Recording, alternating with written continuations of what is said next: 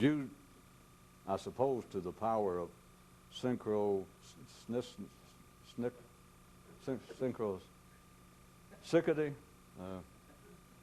congruence, for coincidence.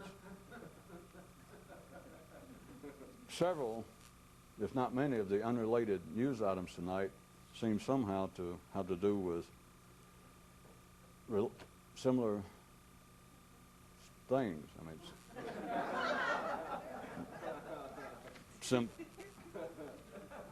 simplicity and complexity, instinct and thought, sickness and health. And now, aforementioned news. Man consists of instinct and of thought, with instinct being simple and thought more complex. At least that's how it's supposed to be.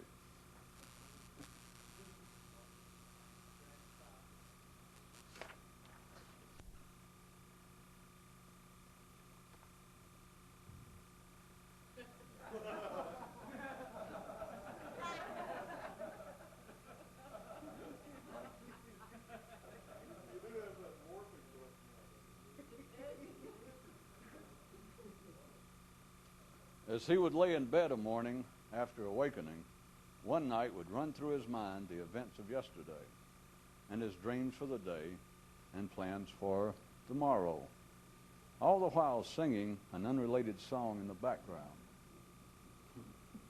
He eventually got tired of doing this. The simple always seems sick and with no cure in sight. In one city, the noise of battle was greater than the actual troop movement. Instinctive creatures possess the inborn ability to detect physical danger, while mental ones, as regards their unique area, seem in need of instruction. One well-dressed man had but a single pair of pants. One leg was red and the other yellow. What do you make of that? Simplicity is to the past as complexity is to future promise. While instinct is fixed and finite, man's mind is a bottomless wellspring. While instinct is fixed and finite, man's mind is a bottomless wellspring, but one wherein the simple fear to swim. The voice declared, "Let this be a warning to you." And the man replied, "Who said that?" And the voice replied, "Me, Life." And the man asked, "To what does your warning refer?" And Life replied, "To me, you dunce, to me."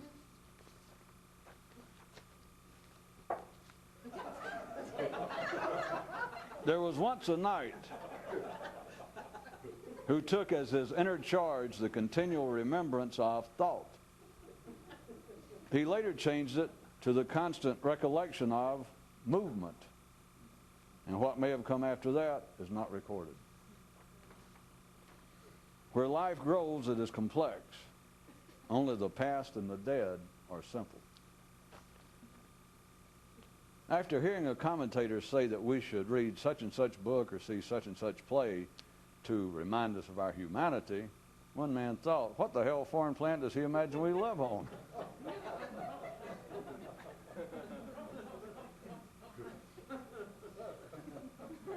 Since instinct is inborn and requires little memory, while the mental is almost totally dependent thereon.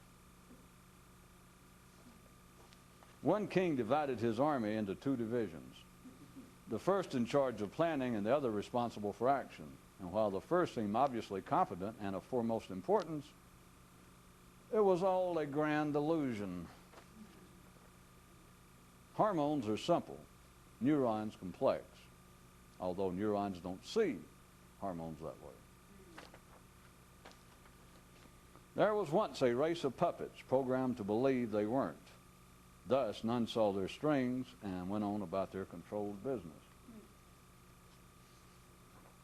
To whine, drift, and suffer is simple. To stand up and move, challenging and complex. One man looked out at life and thought, 1 down, 2 to go. Then later said, 2 down, 3 to go. Then concluded, 3 down, 4 to go. And ultimately realized, I don't know what comes next, but 4 is for sure. Got to go. The instinctively simple who believe they're on the mystical quest are simply fooling themselves, or as you might care to put it, being fooled in the simplest manner possible. Before they ever actually ride off, knights are entangled in a large fish net, normally not seen, but which must be so for them to ever begin the journey. Looking out over the city of man thought, every life tells its own story, over and over and over again.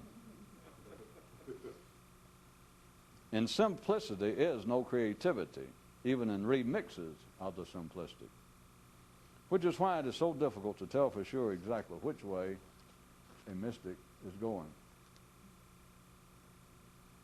As some now speculate, there was a time when all men spoke the same language, but it was the instinctive time, wherein no one said anything. The simple tend to take the literal seriously, and the serious literally. One man would sometimes tell himself, you're too complex for your own good, and would then be perplexed. Another man would sometimes say to himself, you think too much for your own good, and he would then undertake movement. Complexity pursued without the proper background of thought is not complexity at all, but rather complications. It can all sound certainly abstruse while being quite simple. Once life decided that men needed to be temporarily blinded, it accomplished this by putting everything right out in view.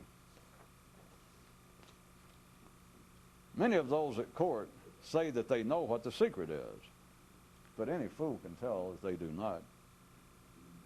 That is, any fool except those who take court seriously. Many claim to be looking for it, but damn few are actually searching. Instinctive pleasures require no thought, which is why simple creatures do not smile. A would-be mystic once looked upon the several pleasures of the flesh and said to himself, no, I will save myself. And then realized that if you're alive, it's already too late, and thank God, he added.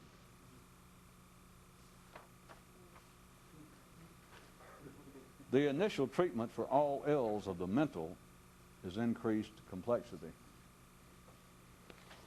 In one universe was once a reality, totally created and supported by the imagination of its inhabitants who weren't aware of their complicity. It is an error to call one form of instinctive behavior more complex than another. Instinct is instinct. Only with the addition of the mind do things become complex. A certain knight once went to the court physician and said, there is this thing I do that I am tired of doing. What would you suggest? And the healer replied, did you say you were tired of it or sick of it? And the depth of the reply instantly spread wider the eyes of the warrior, and he departed pleased with his new knowledge.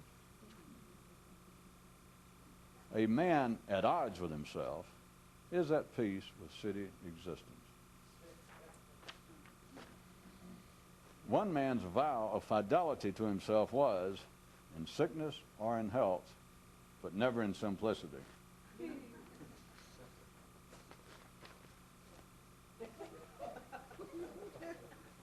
Since instinctive creatures do not think about their actions, they lack the ability to make fun of one another's. The simple are in charge of the past, the more complex keepers of dreams and plans, and those of transcendental bent somewhere beyond any combination of the two. In the early stages of life, movement is for the young and thought for the older. After that, it's every potential warrior for himself. By any meaningful standard, no creature is superior to another save in the matter of complexity. One man could trip and fall down faster than he could ever get up. Or was it more often? Or does it matter? In terms pertinent to humans, the simple need not be sold on anything, only the more complex.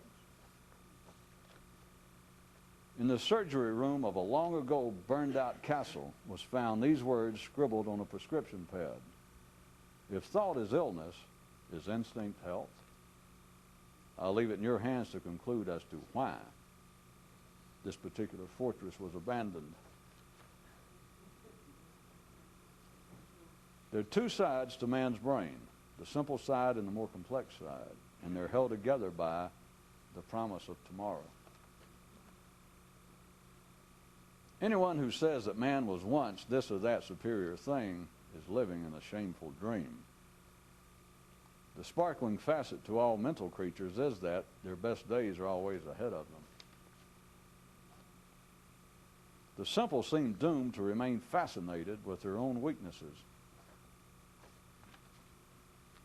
No matter what you can say about man, it's already been thought. Okay, looked at from another view. Sickness is always simple. Health, complex. To mental creatures, everything is divided into two, while to instinctive ones, into one. It requires a new level of complexity of consciousness to move beyond this.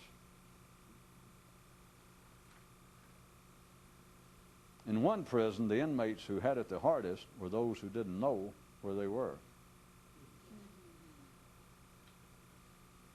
Bad news is simple news, and thus most easily heard.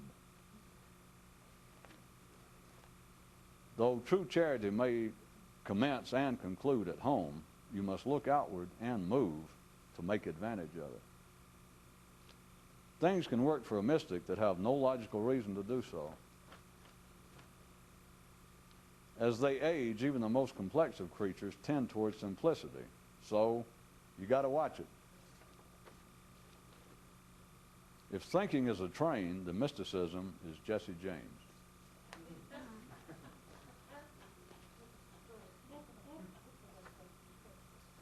And lastly, beyond the dichotomies and binary, the dichotomous and binary.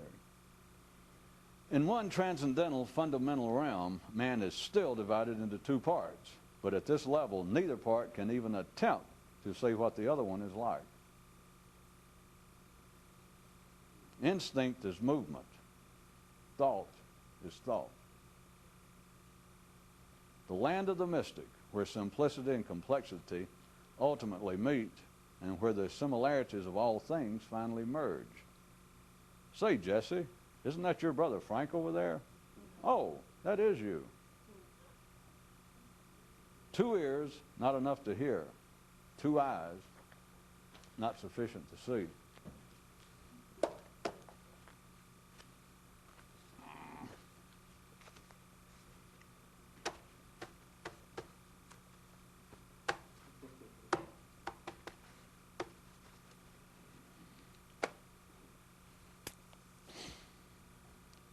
In the midst of all that, or taken from all of that, I could make up a brand new news item and say that man's existence is divided in a new way, a new description, into two parts, into thought and into movement.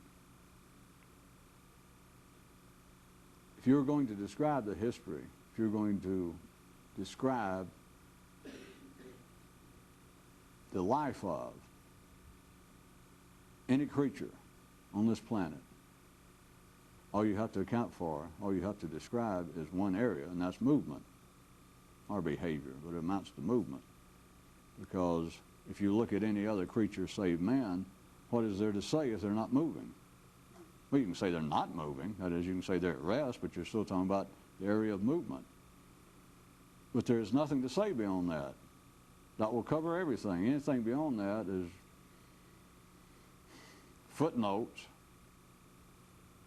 perhaps necessary bullshit for some thesis you might be writing if you were attempting to be a professional in the field. But you can describe adequately, you can make note of, you can make a survey of any creature that has no intellect, any other creature on this planet save man, by simply noting their movement. Whereas to describe man, to speak of man at all, you have got to take into account and describe two areas, movement and thought.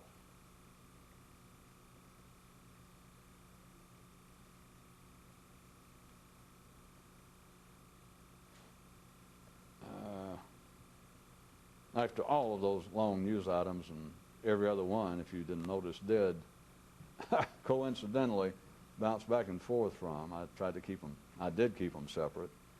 But every other one either had to do with simplicity and or complexity, or instinct and or thought, or sickness and or health, and or some combination of those 8, either singularly or in those aforementioned pairs.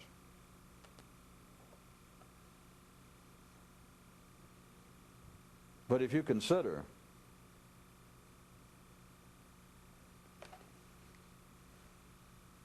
I probably shouldn't do this, but it doesn't matter. To do this and consider the several pairs that I mentioned that seem to be in some way related, at least related in the sense that I've used them as operational divisions of man. To use that, thought and instinct,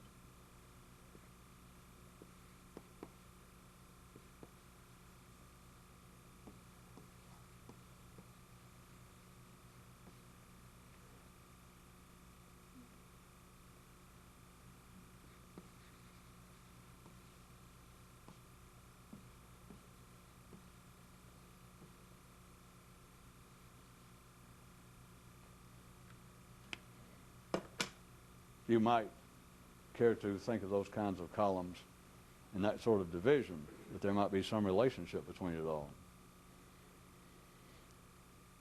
And, of course, what I was also talking about, using the term again, the city, as being a short term for civilization, the total output of man's intellectual life, still as opposed to his, or contradistinctive to his instinctive area of existence. Without any doubt, everything in the left-hand column would represent the singularity of man in some respect. There's simply no doubt, if you can see it all, that that represents every area, or every area in there represents the distinguishing feature, the singular feature of man compared to anything else of which you can ordinarily be aware. Based upon that, if that is a fair, or if all of these are concerned with the singularity of man, then if there is a mystical quest, if there is this great mythical adventure, if there is some great secret work to try and change one's consciousness, it indeed is a singularity within a singularity, and therefore it has got to fall somewhere in the left-hand column, right? Maybe. It would seem, without any doubt, and it would seem as though we've heard it around here, that you could say that if there is any reality to an expansion of man, if it is any reality to the idea that an individual in his lifetime can in some way put a great shock, can put a true change within himself, that it is surely in areas in the left-hand column, because areas in the right-hand column would seem to have to do with behavior, and anyone who believes that either taking up smoking or stopping smoking or take up drinking or quit drinking or to quit beating your husband or wife if you think that that is in any way an increase in one's consciousness, or if that is in any way a step on the great mystical path, then you'd believe anything. In other words, it's not. So if a change in the right-hand column, a change in one's behavior, if that is not going to alter one's inner state, but we should give it, I guess, passing historical credit one more time, or at least observation, that is the normal way that men consider any change to come about, all the way from ordinary religious rituals, allegiance is paid to some religion, to those apparently, or those who believe that they're involved individually in some specific mystical work. It always starts off at the level of behavior. Let's do a particular thing. And do is always having to do with movement. You can be called behavior, but it has to do with movement as opposed to thought. If you're just, for the rest of the evening, trying to consider, even though some connections may seem obvious and some not so obvious, everything that falls within the realm of behavior can be looked at as movement. And everything that does not can be looked at as a matter in the area of thought. But man always starts out attempting to change in the right-hand column, that he attempts to change something in the area of movement.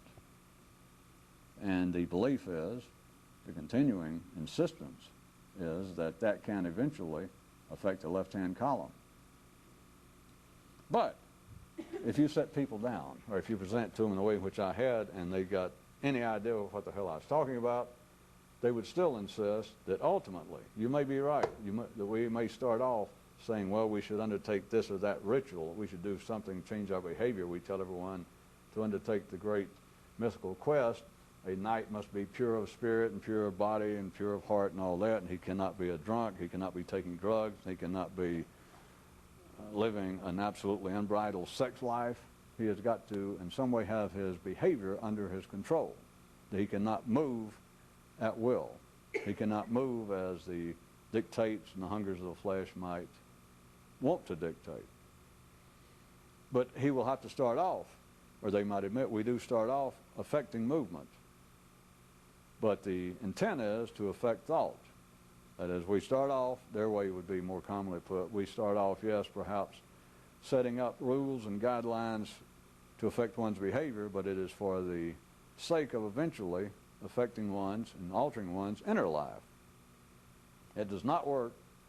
If that is all that's involved, it does not work, and anyone who has any interest in the matter, any possibility of understanding anything, doesn't need me to try and turn this into a sermon. It simply does not work. That does not mean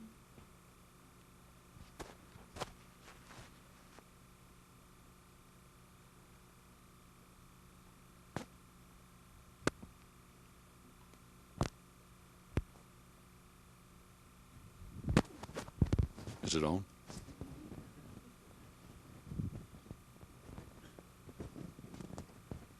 And that is not to say that people do not claim otherwise.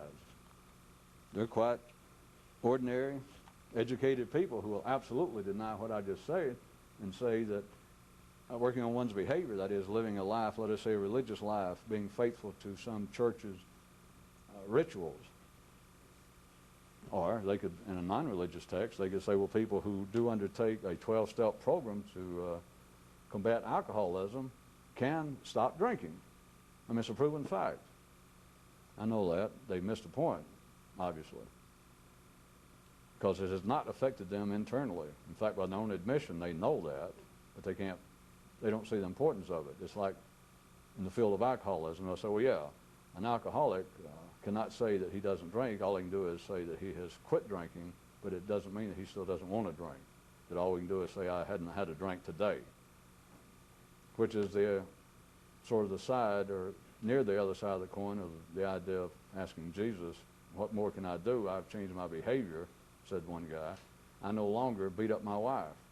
I no longer have carnal intercourse with my neighbor's wife. And yet I am no closer to the kingdom of heaven. I'm no closer to some Christ consciousness. What can I do? He says, well, have you quit wanting to beat up your neighbor? Have you quit wanting to screw your neighbor's wife? You should know the obvious part. I forget what the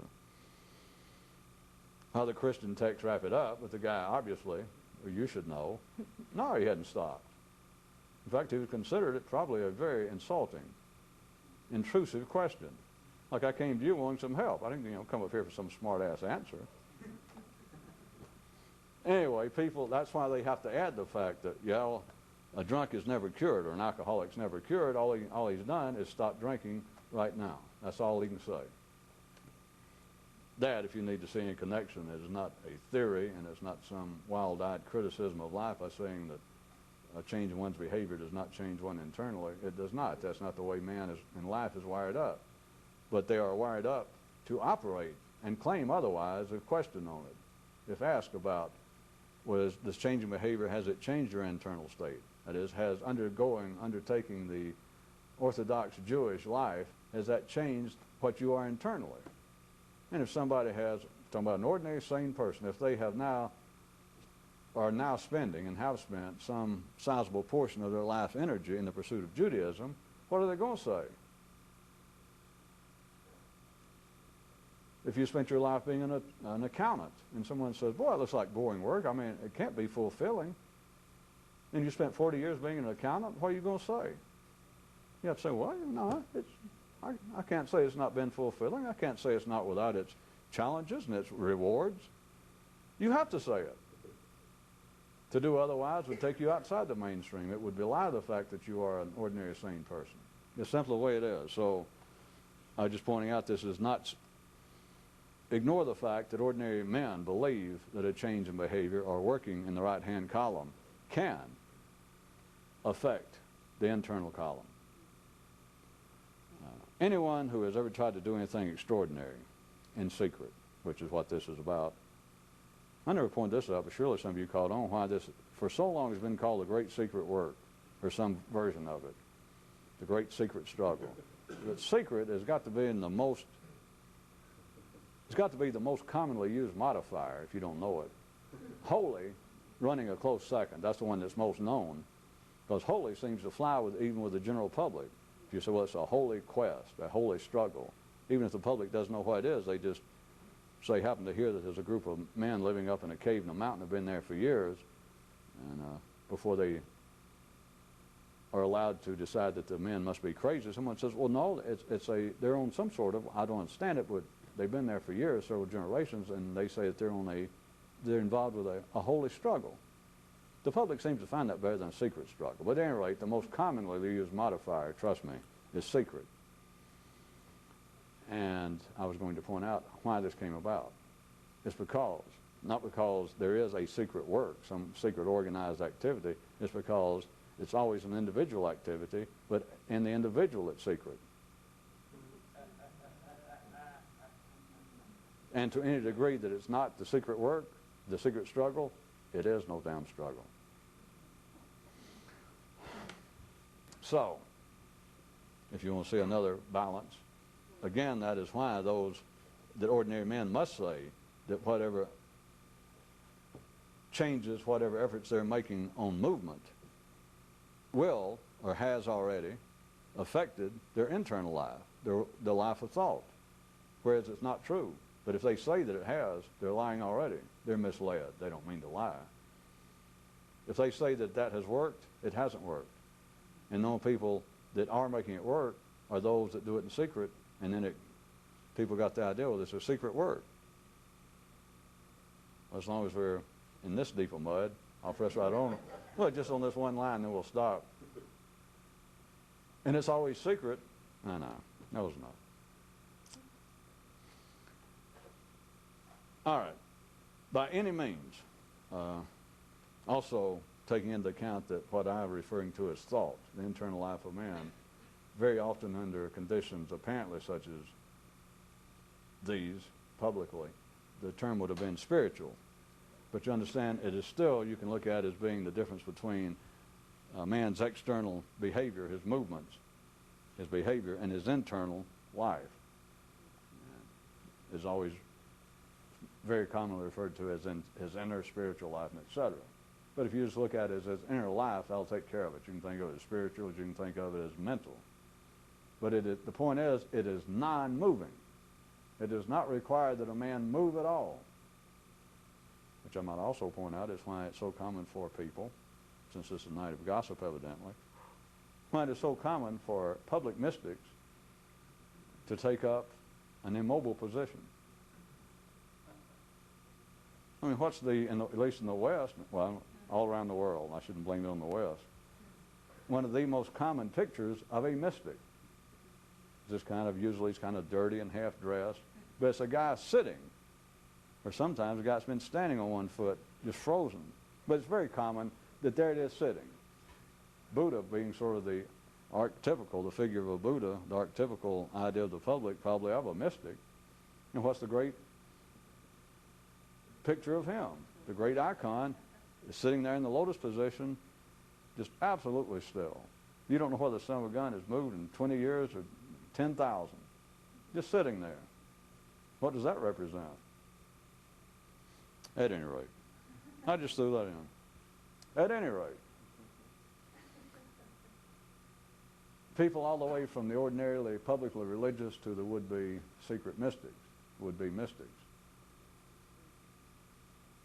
No matter what they call the attempt to work on themselves internally, what I want you to realize, it does not require movement.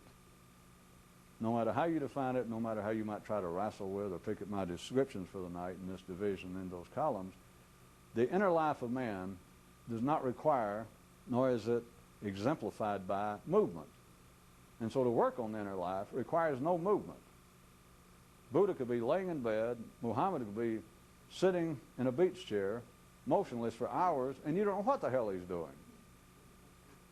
But as soon as he moves, whether he be Buddha or Karl Marx, as soon as he moves, you can tell something ordinarily speaking, you can tell something about the man. In other words, you can tell what he's doing, which is self-evident. Is that why you said it? Is that why you said it?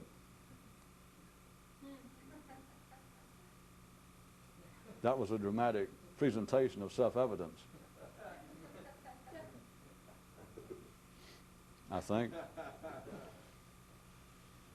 But when a man stands up, when a Moses arises from the ground, he's been laying there, you don't know what. Once he gets up, you know what he's doing. He stood up, he walked over behind a tree to take a leap. Or he walked over and says, "Is there anything to eat?" Or he didn't have to say anything. He walked over and he picks up a biscuit. There's no question what he's doing, because when a man moves, you know what he's doing. It covers movement. And ordinarily it's considered that it covers a man, but it does not. I refer you back now. If you were observing, let us say, instead of Confucius, been laying down on the ground, he gets up and he walks over and gets a biscuit. Let us say that was Confucius's dog. The dog gets up, he's been laying there next to Confucius. They've been laying there as long as you've been standing there. You walked up and they were both laying there, they haven't moved. You've got no idea what's going on in either one of them. Finally, Confucius gets up and he walks over to the campfire, and he picks up a biscuit and eats it. The other version, they were laying there immobile, not moving when you walked up. The dog gets up finally and walks over. There's some food that he can reach, and he grabs a biscuit. To say that the dog walked over and grabbed a biscuit is to say all that's necessary. What else can you say? There's nothing to be said. You have covered that one instance, that one episode involving you and that dog. That is your view of that dog's life. You walked up, the dog's laying there. You kept watching. So you walk up. That's where this little episode starts. That's the beginning right there. The dog lays there. Finally, the dog gets up and he walks over and gets a biscuit. And to you, that was like the end of one little thought episode, one little episode in the life, and so it cuts off. But that explained everything within that time frame, within that cross-section of existence, vis-a-vis that dog. To say that the dog got up and got a biscuit says everything necessary. Anything else beyond that is palaver to the pth degree. That covers everything. Now, to go back to the first one, though, to say that Confucius, you walked up and there lay Confucius, immobile, for an indeterminate amount of time. He didn't move as long as you watched him, up until a point that he suddenly roused himself, and he walked over to the fire and he got a biscuit And that would seem the end of that episode. And it sounded as though you covered everything, but you did not. Now, if questioned, if I brought this up to an ordinary person that was listening to this, and I said, well, do you understand the episode of the dog getting up and going to get a biscuit, covered everything, there's nothing else to be said. You covered everything about that dog in that one time frame, that one cross-section of existence. But to say that Confucius got up and walked over the campfire and got a biscuit and went, whew, that like you relayed something, a real observation, you were there in person and saw it. And if I saw you didn't actually cover a full notation of the Confucius episode, because to actually describe what happened, you would have to take into account or have to describe in some way what was going on internally to a Confucius. Or else he is simply on the same level as a dog. And an ordinary mind would say, oh, well, all right, whatever the point is, yeah, I agree. The dog, there is nothing to say because he has no inner life. Whether they were thinking spiritually and the whole idea of whether animals have souls or whether they would go along with me that we're talking about thought. They would say, yeah, you're right. That covers the dog, but you're right. If I was actually attempting to give a full accounting of that episode vis-a-vis a human, I would have to in some way attempt to account for what was taking place internally. They would agree to that. That seems obvious. Well, it seems undeniable. But notice that men do not consider it that way. It's not analyzed that way, and it's not used in that manner, because to simply describe how a man moved, the movements involved with whatever he did, men take that, ordinary minds take that as a full and adequate accounting.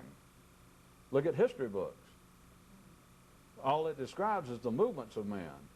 Contraire, if someone, which they periodically do, it's known as psychohistory or psychobiology or biopsychology, is that some historian or some writer will attempt not only to describe the final days of Napoleon, the Napoleonic Wars, but then will try to get into, they will try and they'll start putting thoughts, they'll attribute thoughts and motives to Napoleon to account for his sudden slip in military genius toward the end that brought about his downfall.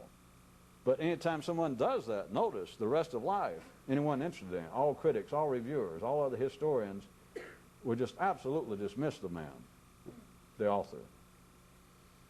It keeps trying to pop its head. It tried to pop its head up 5,000 years ago, and it continues to do so. But notice it is not considered legitimate history, or it's not considered to be legitimate biography. It will not be accepted as a true or an accurate. It won't even be considered as a serious biography of a Wellington or a Goethe if you start getting into his mind. Now, the most they will do if it was a man of letters, apparently, is they will take his writings themselves and perhaps his even personal correspondence wherein he supposedly or apparently revealed his feelings, his passions. And they will use that and try and connect that in some way with his life, that is, his movements that they can describe. But still, all that is needed, the point being, all that's needed to write a serious biography is what? To describe the movements of a guy for 80 years.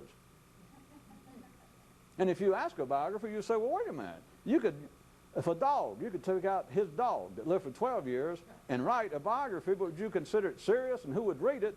But it would be serious if all you did was every day that you had kept track of the dog and every day you described what the dog did. Forget how boring and repetitious it would be. Of course, also forget how boring and repetitious biographies are, but I don't want to get into that. Or notice something even more dreadful, if you want to look at is notice that heretofore you have read the sons of bitches and didn't notice how repetitious and dreadful they were, and then consider what does that show about the reader compared to the readees. Well, in other words, it's like people bad-mouthing television that's all boring and monotonous, and they watch it 8 hours a day. Forget TV. I'm not saying that they're not correct. But consider, if you pointed out to an ordinary mind, for the sake of them following this and discussing it for a second, they would have to admit they got no other way. If I said simply describing the movements of a man for 80 years is no more his biography, it is no more even an attempted biography. It's a half a biography at best, and is no better than giving a 12-year biography, equal I assume to 80 years, of his dog.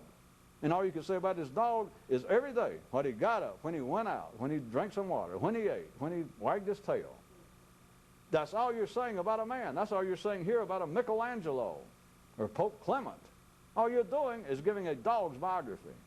You're not taking into account his inner life. They would have to say, well, yeah, you're right. And then turn right away. What I want you to see is it is not taken into account. It's not any sort of folly, and it's not some slip in the world of academia. It is part of the general framework of life as it is now. That all that is taken to be of any consequence is the movements of men. Now, let's see if we can not just round up the wagon trains, but turn them into a spiral so that the chuck wagon can begin to bite the ass of the guy in the front wagon, if you can figure that out. That Gabby Hayes begins to chew upon the diarrhea of Ward Bond. If I have my Western pictorial allegories in order.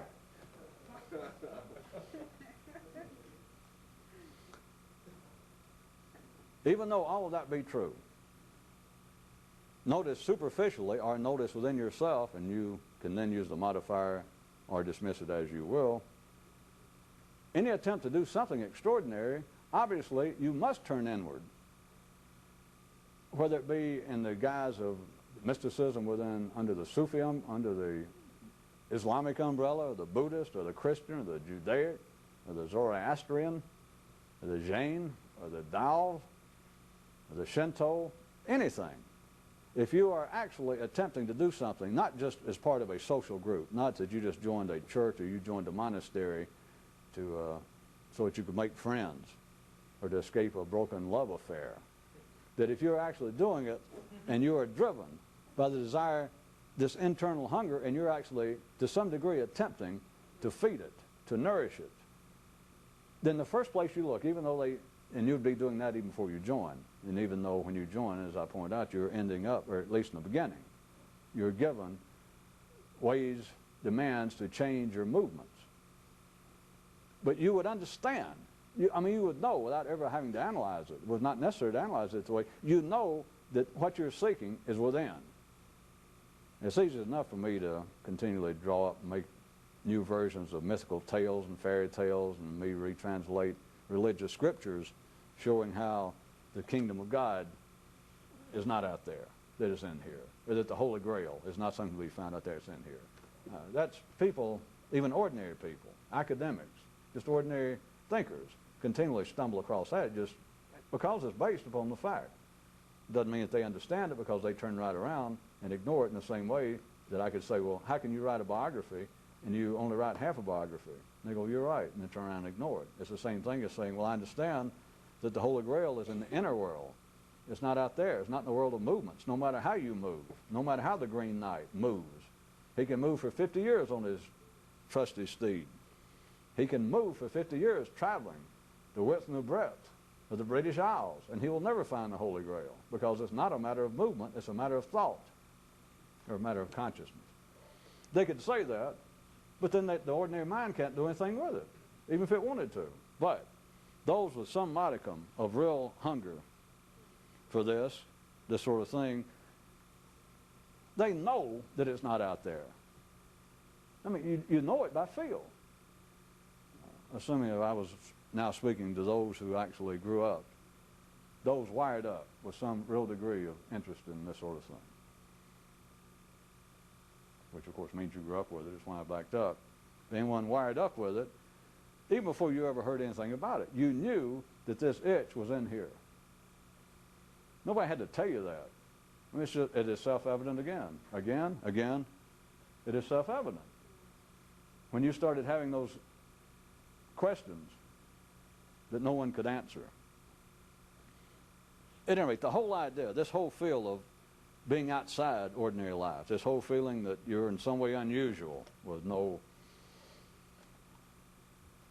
qualitative sense necessarily. But any really wired up mystic knew, without being around the bush, some way 6 or 7 years old, by the time your thinking process has got going good and you could talk to the adults around you, very shortly you realize, even though these are my parents, even though these are my superiors, even though these are the guardians of the wisdom of humanity, any decent, wired-up, mystical kid at a very early age understood them and me are running on two different wavelengths.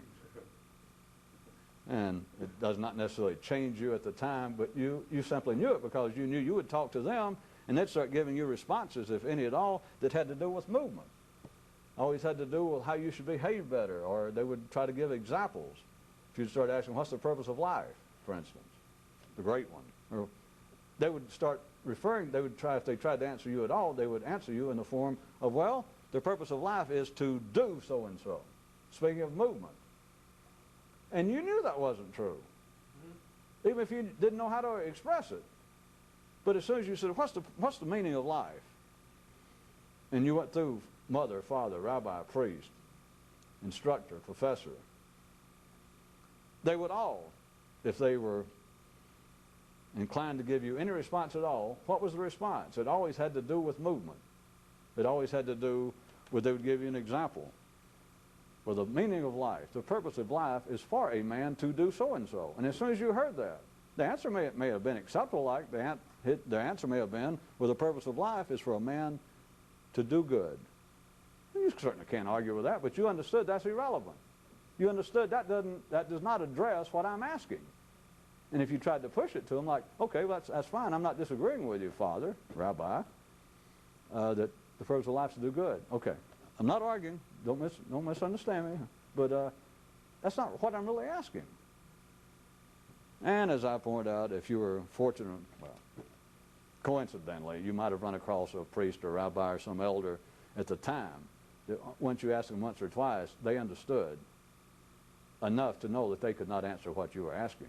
And that's, all of you may have had the experience of having at least somebody in your life that you looked to for some direction at an early age finally admitted that, or gave you some comment, like a personal anecdote from them is, hey, now I know what you're getting at. I mean, I can't answer it, but I know what you're getting at because I went through that. And all they're admitting is that they were wired up at one time to be a knight, and they gave up. Things weren't right. Times weren't fortuitous. But at any rate, they would then at least quit trying to give you a misdirective answer. But if anyone does try to respond to you, notice the response always, even in the areas that you would think should be representatives of the inner life, a church, a religion. And you say, what is, Father, Rabbi, what is the purpose of life? And they will say, so that you can serve God. Well, what do you mean serve God? That by itself almost sounds promising. Even when they take away the idea that serve normally requires some movement. But if they just say to serve God, you might have gone, well, hey, okay, can you tell me more? And they go, well, what? To help feed the hungry and to look after the downtrodden. And again, who's going to complain? There's nothing wrong with saying that.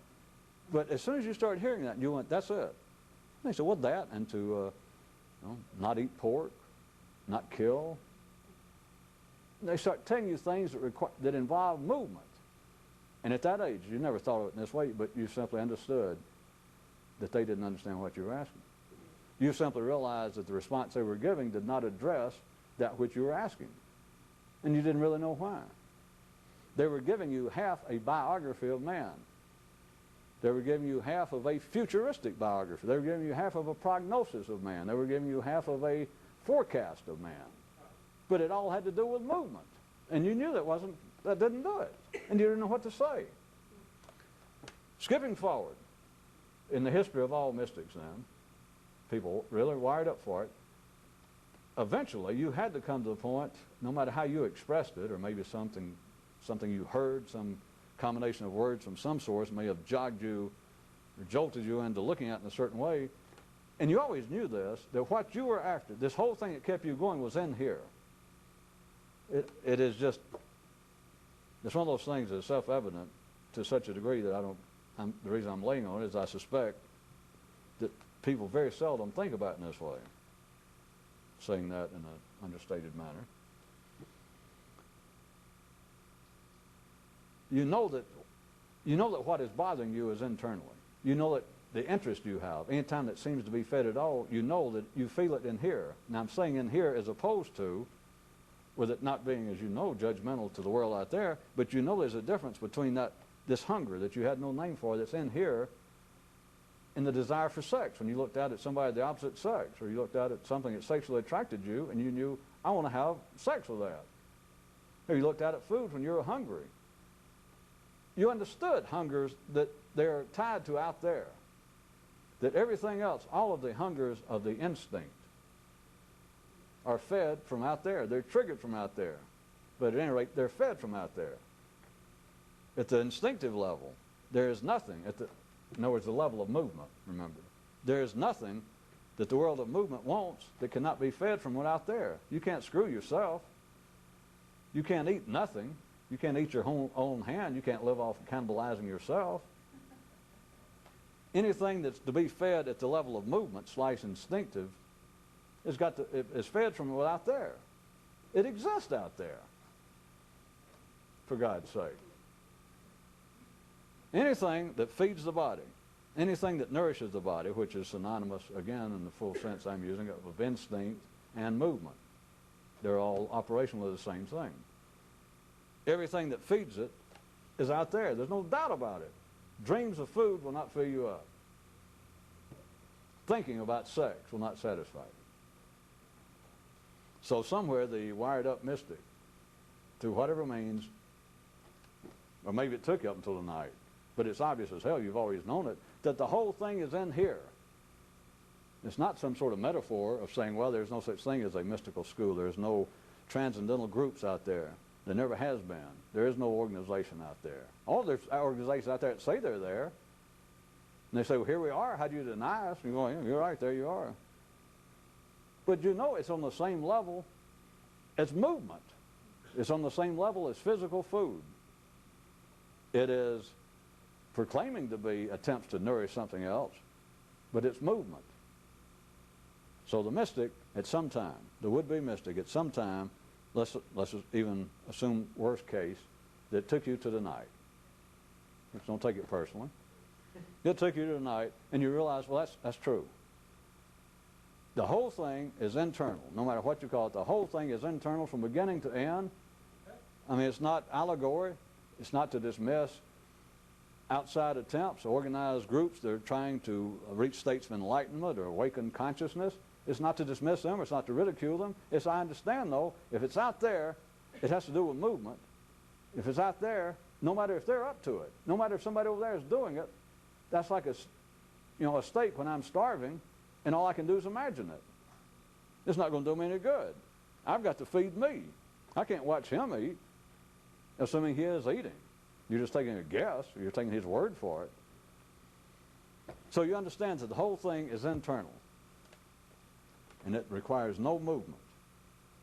I can lay in bed, I can sit in one position, I can stand here, and without moving at all, I can pursue the mystical quest as well as in any other way. It then, condensing history, moving up the tempo, and increasingly, to an increasingly large degree, here in the final moments.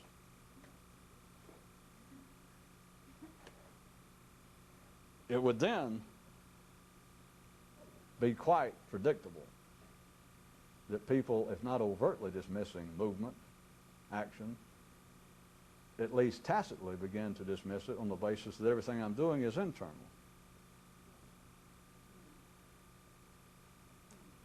But there was a news item recently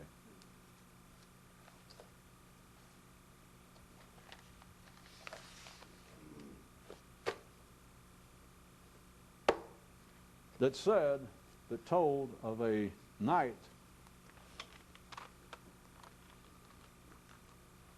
with great knightly interest, great warrior instincts, an extraordinary amount of chivalrous knowledge and experience. And he one day, though, concluded, I stay home way too much.